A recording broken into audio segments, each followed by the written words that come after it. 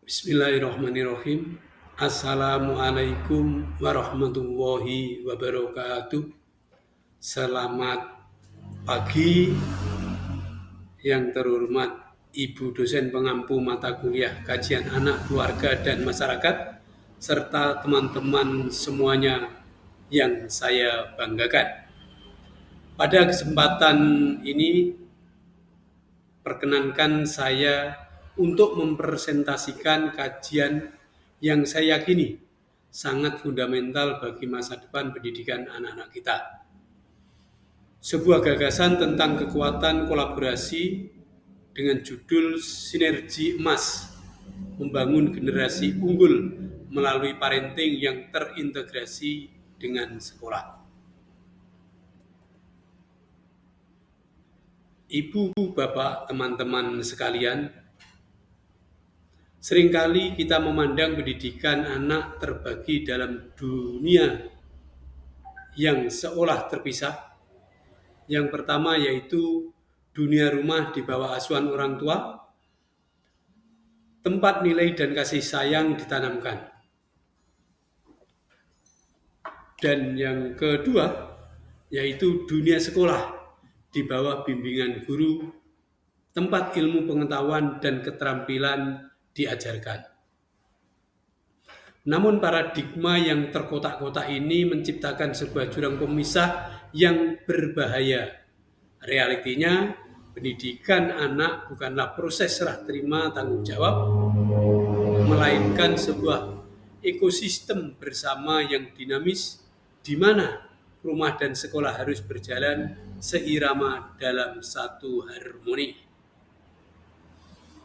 Mengapa? Karena keduanya saling terkait erat secara resiprokal. Pengalaman anak di rumah, apakah ia mendapatkan sarapan yang cukup, tidur yang nyenyak, atau dukungan emosional setelah bertengkar dengan saudaranya, akan sangat mempengaruhi suasana hati, mempengaruhi konsentrasi, dan mempengaruhi performanya di sekolah pada hari itu. Sebaliknya, pengalaman di sekolah, apakah ia merasa berhasil dalam pelajaran, kesulitan memahami materi, atau konflik dengan teman-teman ia bawa pulang, dan memengaruhi caranya berinteraksi dengan keluarga di meja makan. Terlebih lagi di era modern saat ini, tantangan yang dihadapi anak-anak kita semakin kompleks dan seringkali tak terlihat.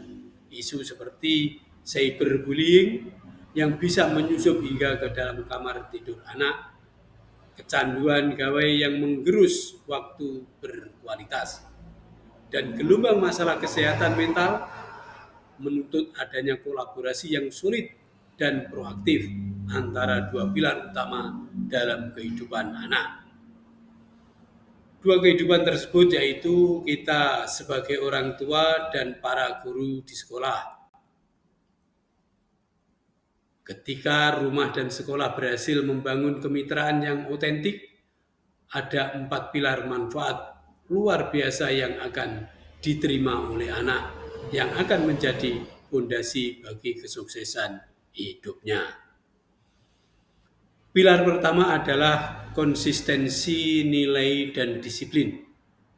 Anak-anak adalah pencari pola. Mereka belajar tentang dunia dengan melihat konsistensi. Ketika orang tua dan guru satu suara mengenai nilai kejujuran, tanggung jawab, dan sopan santun, anak akan menerima pesan tunggal, jelas dan kuat. Ini akan mencegah kebingungan dan standar ganda yang dapat dimanfaatkan anak. Konsistensi inilah yang akan membentuk kompas moral internal dan karakter yang kokoh. Pilar kedua adalah pemahaman holistik terhadap anak.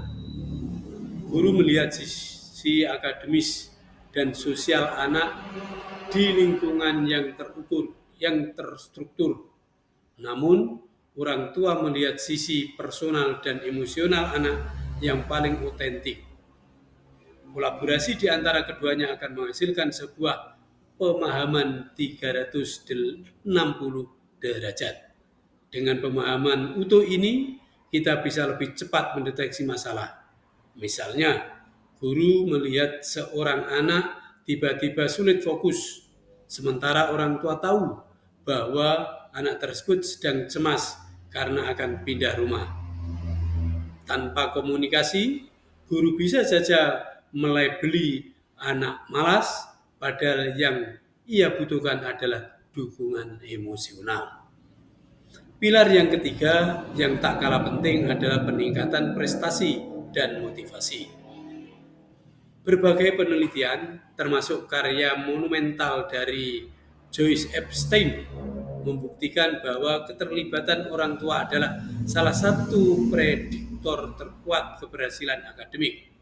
Keterlibatan ini bukan sekedar membantu mengerjakan PR, tetapi lebih kepada menunjukkan minat yang tulus, menciptakan ekspektasi yang positif, dan membangun dialog tentang proses belajar anak.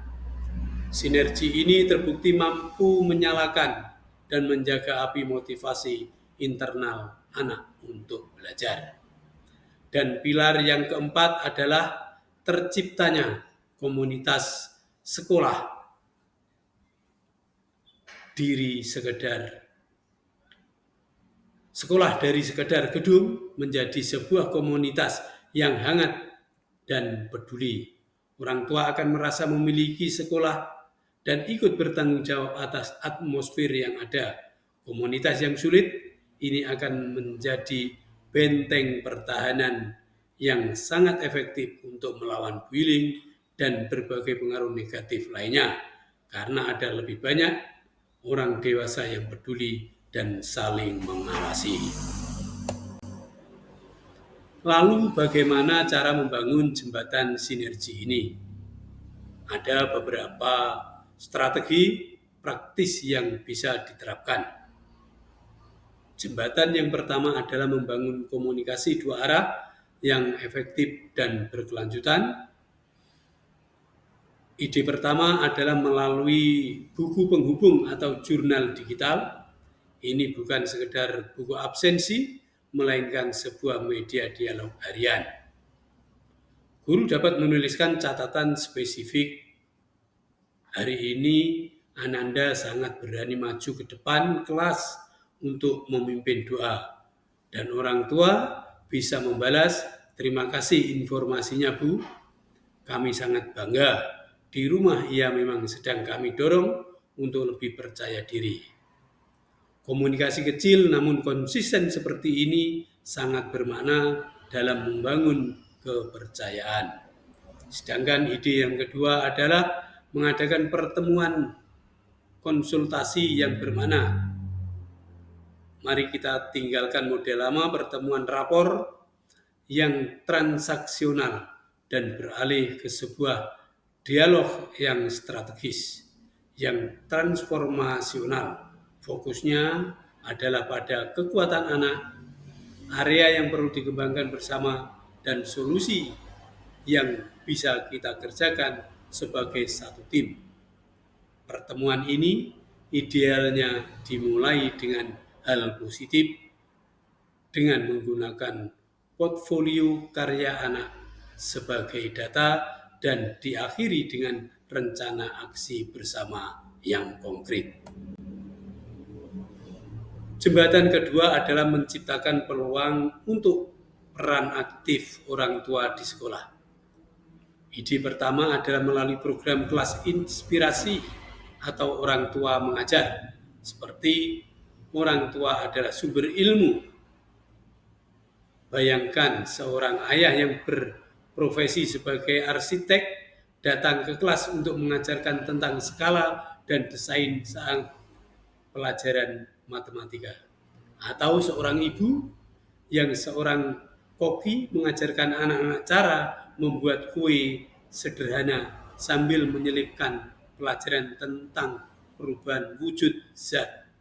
Ini akan menghubungkan pelajaran tentang perubahan wujud zat yang akan menghubungkan pelajaran dengan dunia nyata dan sangat memperluas wawasan anak. Ide yang kedua adalah dengan menjadi relawan sekolah. Keterlibatan ini bisa disesuaikan dengan ketersediaan waktu dan minat. Membantu menjaga perpustakaan selama 1 jam, mendampingi anak-anak saat field trip, menjadi panitia acara sekolah, atau bahkan sekedar ikut kerja bakti mengecat pagar sekolah adalah bentuk kontribusi nyata yang menunjukkan kepada anak bahwa pendidikan adalah tanggung jawab kita bersama. Jembatan ini harus dibangun dari 2 arah, maka jembatan ketiga adalah peran aktif sekolah dalam memberdayakan keluarga. Ide pertama adalah mengadakan lokakarya atau seminar parenting secara rutin. Sekolah bisa menjaga pusat pembelajaran bukan hanya untuk siswa, tapi juga untuk orang tuanya. Dengan mengundang para ahli, sekolah bisa menyelenggarakan seminar dengan topik-topik relevan seperti strategi efektif mendampingi anak belajar, parenting di era digital, atau memahami dan mendukung kesehatan mental remaja. Ini akan sangat memberdayakan orang tua. Sedangkan ide yang kedua adalah sekolah menyediakan paket dukungan belajar di rumah.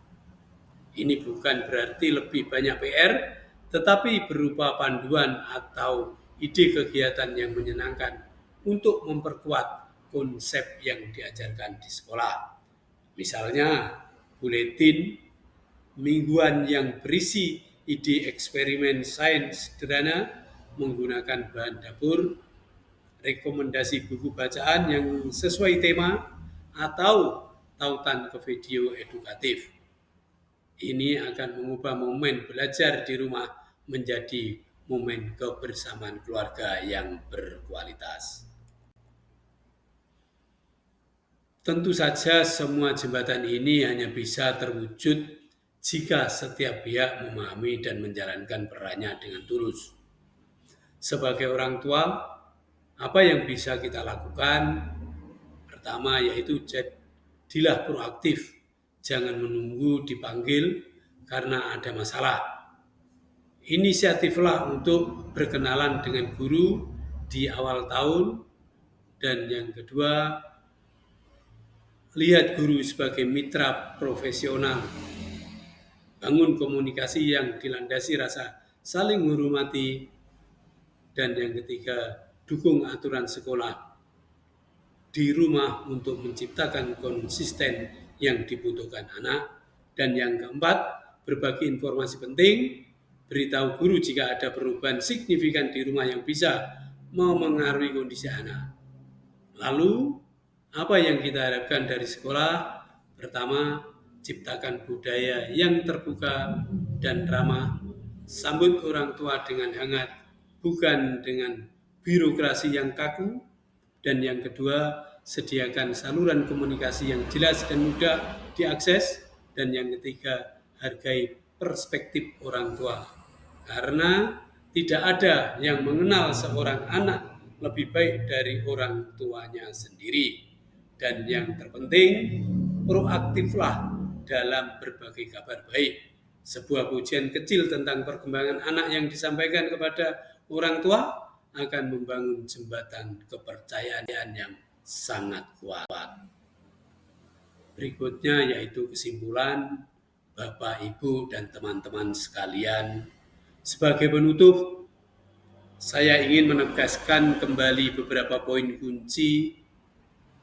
Integrasi antara rumah dan sekolah bukan lagi sebuah pilihan, bukan sekedar program tambahan, melainkan fondasi dari pendidikan modern yang efektif dan manusiawi.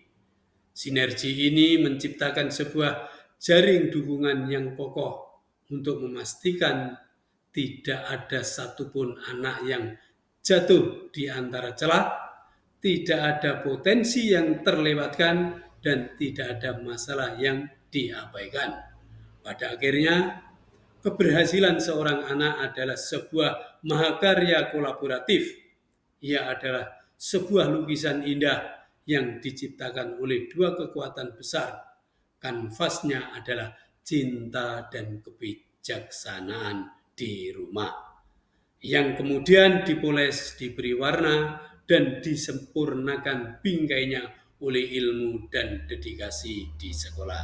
Demikian presentasi yang dapat saya sampaikan. Semoga apa yang kita bahas hari ini dapat memberikan inspirasi dan manfaat bagi kita semua, baik sebagai calon pendidik maupun sebagai orang tua di masa depan, dalam mendampingi tumbuh kembang generasi penerus bangsa. Demikian, terima kasih atas segala perhatian. Wallahul muwaffiq ila aqwamit thoriq. Wassalamualaikum warahmatullahi wabarakatuh.